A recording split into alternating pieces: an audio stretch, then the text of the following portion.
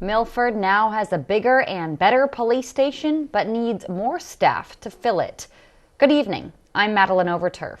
And I'm Mallory Metzner. Charlie Sakaitis has the night off. Welcome to our news at 6. We begin tonight with the police chief's request for 4 additional dispatchers and a crime analyst. This comes as a result of staffing needs assessment that Police Chief Cecilia Ashe began conducting shortly after she was hired last year. But more personnel requires more money. Coast TV's Tori Seagraves shows us how this decision could mean another property tax increase.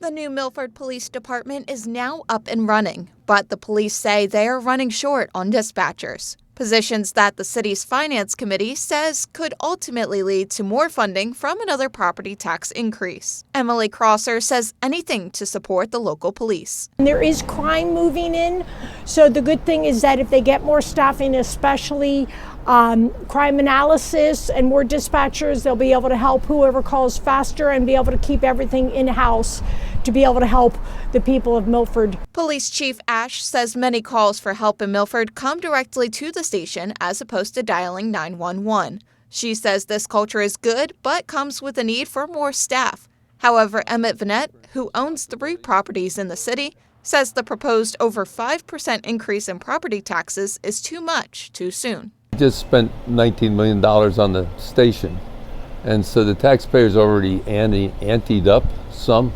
to give the police support.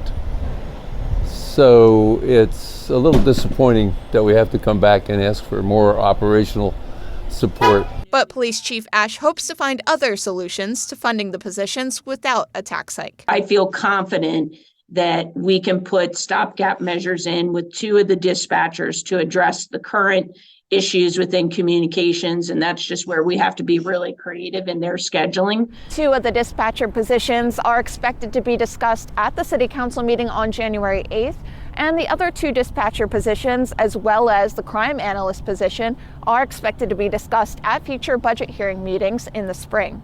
I'm Tori Seagraves in Milford, Coast TV News. This brings us to our Coast TV poll. We want to know from you, is the new police building effective without adequate staffing, as some say it has? Let's take a look at the updated results from earlier tonight. It's been switching back and forth. Now 54% say no, it is not going to be effective, aka what's the point of having a new building without enough people to work it? But 46% say yes, they think it's doing its duty that way. That's right, and if you haven't voted yet, you still can at coasttv.com or on our mobile app. We'll have updated results again later tonight.